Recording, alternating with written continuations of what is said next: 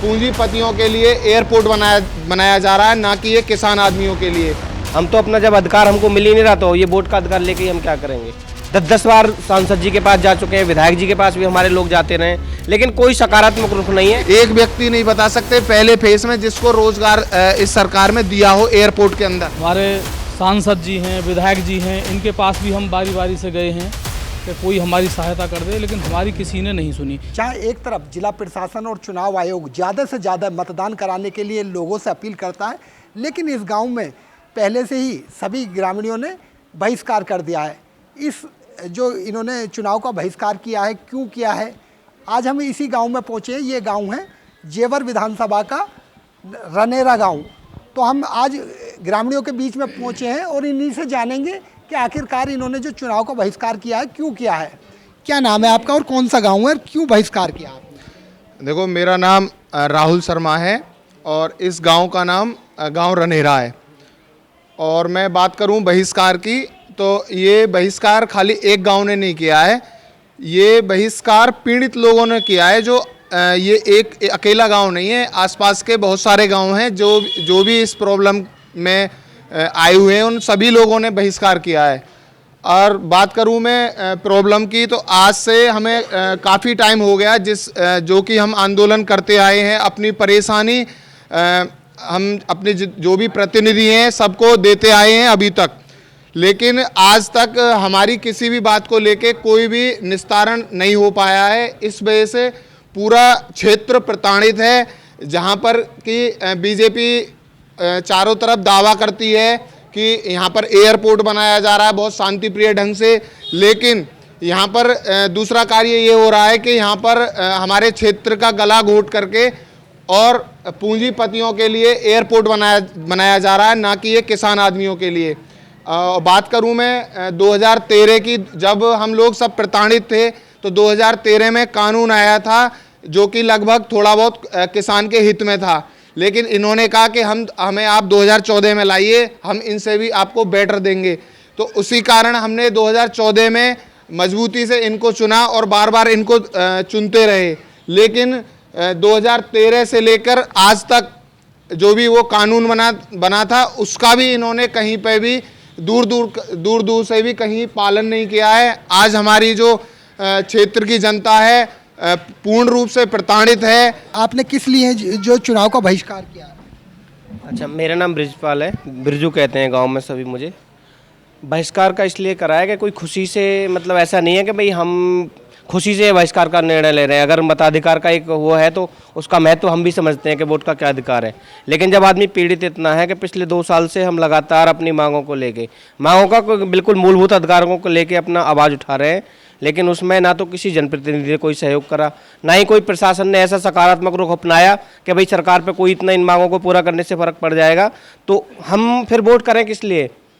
आप ये बताओ कि भाई जब हमारा आप ये प्रश्न ये है कि भाई वोट ना डालने से क्या हो जाएगा, डालने से क्या हो जाएगा। हम तो अपना जब अधिकार हमको मिल ही नहीं रहा तो ये वोट का अधिकार लेके ही हम क्या करेंगे।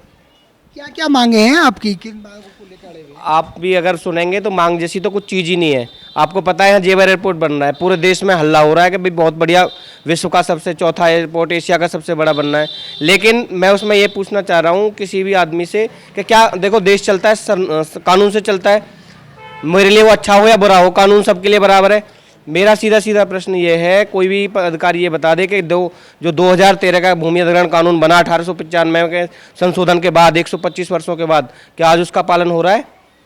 केवल इतनी सी बात का कोई जवाब दे दे कि हाँ अगर उस कानून का पालन हो रहा है और वो किसानों के हित में हो रहा है तो हम अपना सारा मांग छोड़ देंगे। हर जगह 10 बार सांसद जी के पास जा चुके हैं, विधायक जी के पास भी हमारे लोग जाते रहे, लेकिन कोई सकारात्मक रुख नहीं है। विधायक जी तो इधर क्षेत्र में जो बहुत काम करा रहे हैं।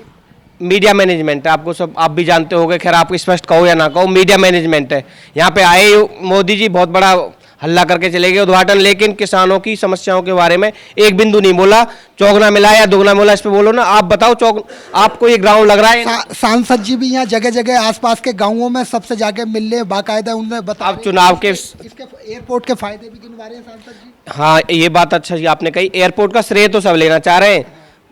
विधायक जी अलग कहते हैं कि मैंने एयरपोर्ट बनवा दिया, सांसद जी अलग कहते हैं, और मोदी योगी तो बात ही अलग है। बात तो एक ही है, तीनों तो है ही एक ही। नहीं नहीं, अलग अलग सबको श्रेय चाहिए कि मैंने ज़्यादा मेहनत करी है, मैंने ज़्यादा मेहनत करी है। हमारे पास अभी तक कोई नहीं आया, ना पेंशन के लिए आया, ना कोई दर्द के लिए सुनने के लिए आया। हमारे पास न कोई अधिकारी आया, जनप्रतिनिधि आया, न सांसद आया, कोई नहीं आया है। इसलिए हम तंग आकर के पूरे गांव में बैठक करके, पंचायत करके, और हमारे साथ में 14 गांव और आकर के पंचायत के अंदर उन्होंने ये तय किया है कि अब की बार हम वोट का बहिष्कार करेंगे।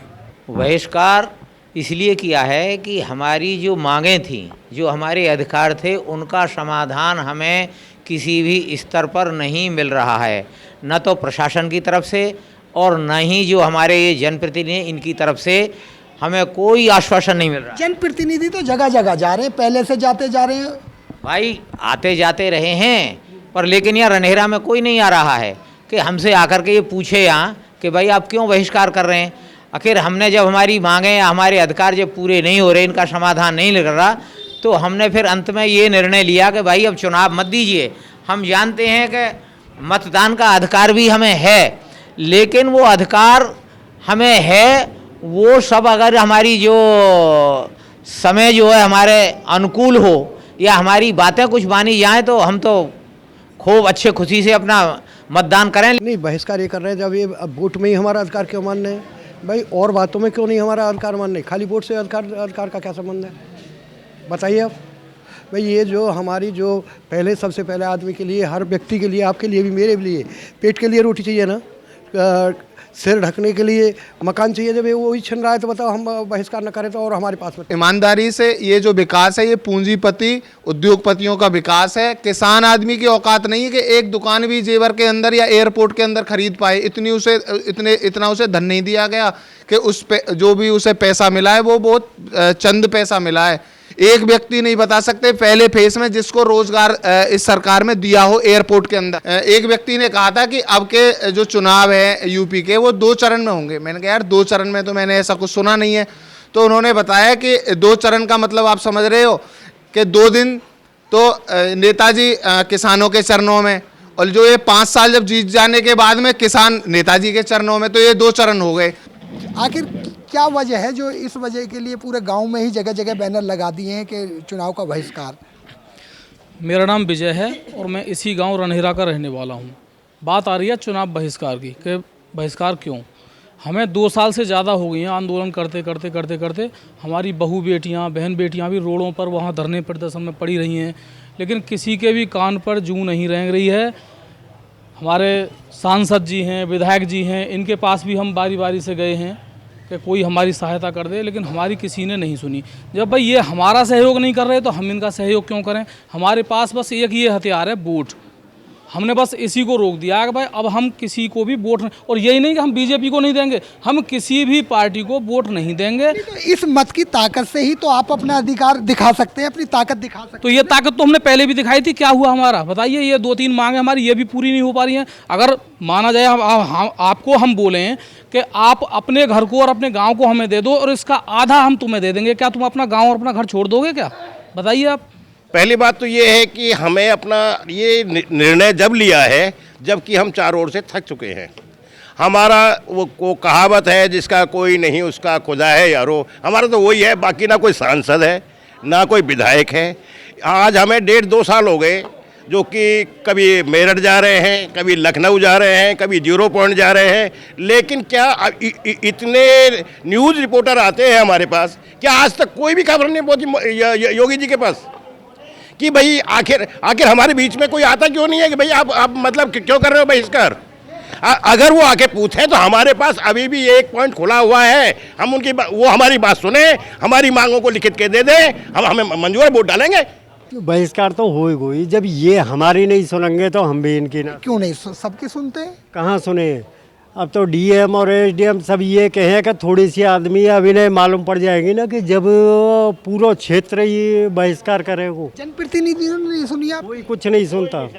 ये तो जनप्रतिनिधि लोकप्रिय है यहाँ के, तो लगातार सबके संपर्क में रहते हैं। लोकप्रिय है लेकिन अब तो नहीं है ना।